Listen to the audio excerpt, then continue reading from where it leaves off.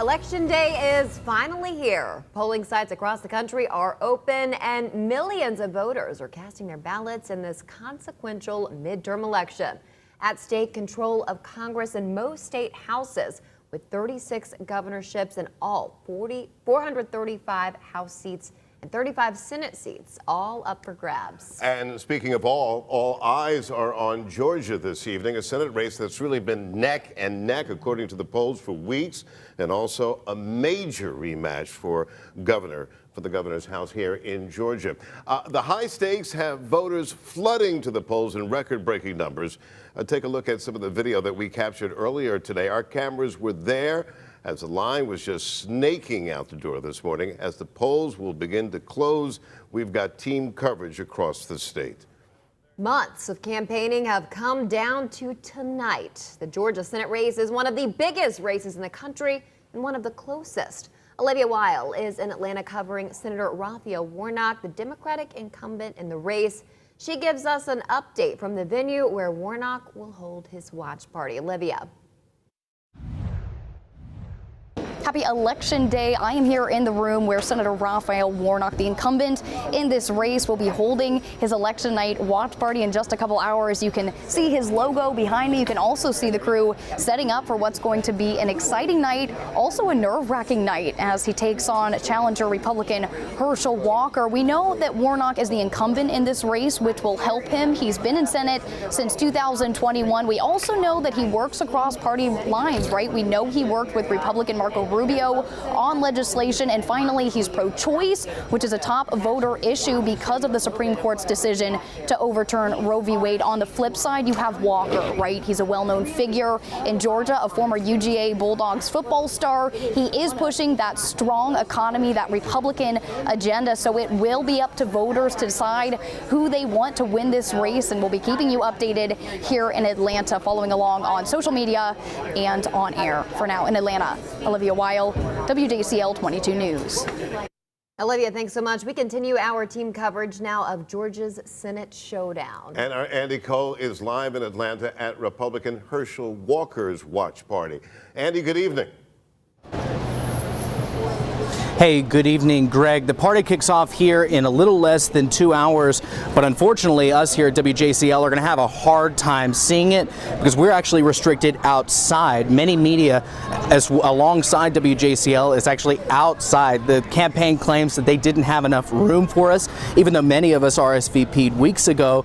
But even still, the campaign is having their party, and of course they're expecting a big win tonight. Now, this is one of the biggest races in the country, Georgia's Senate race. It really could determine the balance of power in the U.S. Senate. It's been a knockdown, drag-out campaign for some time, and it's been brutal from both sides. Even still, those attempts don't seem to have really worked because polls are showing Warnock and Walker neck and neck.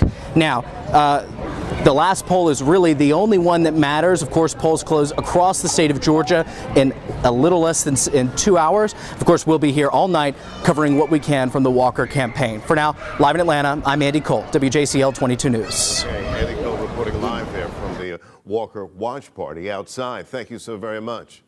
Well, moving on now to the governor race rematch. Incumbent Brian Kemp facing off against Democratic challenger Stacey Abrams. The latest polls show 52% of voters say they would likely vote for Kemp. Abrams receiving only 46% of their support. And both of the candidates certainly are holding election watch parties tonight in Atlanta. Let's turn to our Marvis Herring. He's reporting live now from Governor Kemp's watch party.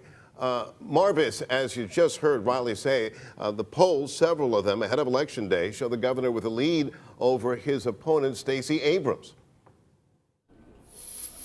Greg, that's absolutely right. You just heard those numbers right there showing that Kemp has that slight lead according to the polls. And right now we're inside the Coca-Cola Roxy. It's just across the street from Truist Park. And this is where the incumbent Georgia governor, Brian Kemp, his family and his supporters will watch as those election results come in just a few hours. But of course, we've been telling you his campaign has been very busy over the last few weeks, especially in these last couple of days. They've been crisscrossing the state, making final pushes for Georgians to vote the Republican governor into office for a second term. He's been touting his response to the pandemic, as well as reminding people about suspending the gas tax. And just a few hours ago, Kemp tweeted that he has kept his promises and, quote, put hardworking Georgians first. That same tweet went on to say it would be his honor to serve a second term. Now, earlier this week on Monday, Kemp tweeted that Georgia has been the first place to live, to work, and to raise a family. He says that's because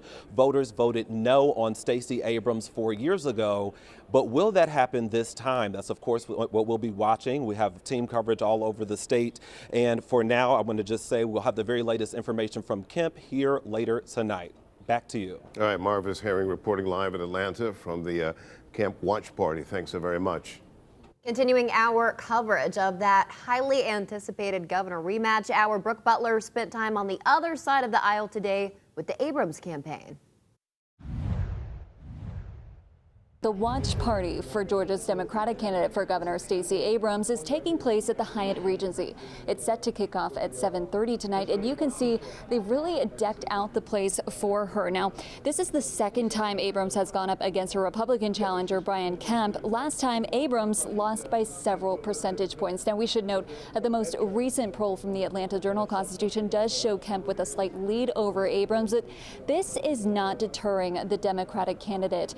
On Friday, she told me that the only polls that matter are the polling places on Election Day. So tonight, we're going to find out if she was able to secure enough support to win this closely watched rematch. In Atlanta, I'm Brooke Butler. Back to you. Brooke, thank you so much. Well, billions of dollars, billions have been spent on campaign ads across the country with control of Congress at stake. Karen Caifa on Capitol Hill with a look at what we might expect tonight. In the final hours of the 2022 midterm campaign, Democrats, including President Joe Biden, asking voters to see this less as a referendum on his presidency and more as a defense against a potentially destructive Republican majority. We know in our bones that our democracy is at risk, and we know that this is your moment to defend it. Republicans, optimistic voters will blame Democrats for decades-high inflation, pinching Americans every time they go to the grocery store, and other issues hitting households more acutely, as the party aims to flip both chambers of Congress. Why is it competitive? Cost of living, crime, the inflation, the lost learning through COVID. Republicans also eyeing former President Donald Trump's sway in tight contests like the U.S. Senate race in Ohio, where Trump stumped Monday night as the former president flirts with announcing a 2024 bid. Tomorrow you must vote Republican in a giant red wave that we've all been hearing about. But Democrats also see the talk of another Trump run as a motivator for their voters, especially women. Our strength is based on who we lift up. And so we will fight, and when we fight, we win. Vice President Kamala Harris crisscrossing the country to campaign with women candidates in the home stretch, centering a closing message against Republicans' restrictive abortion and voting rights proposals, two issues Democrats hope will make a difference. On Capitol Hill, I'm Karen Caifa. For more information on the candidates, how to vote, and of course election results, be sure to check out our online voter guide for both Georgia and South Carolina. Since absentee and early voting began, more than 3 million of you have cast your ballots in Georgia and also South Carolina. And with all the people who have made a priority to vote this year, we want to know what motivates you. You can submit your answers right now at WJCL.com/vote.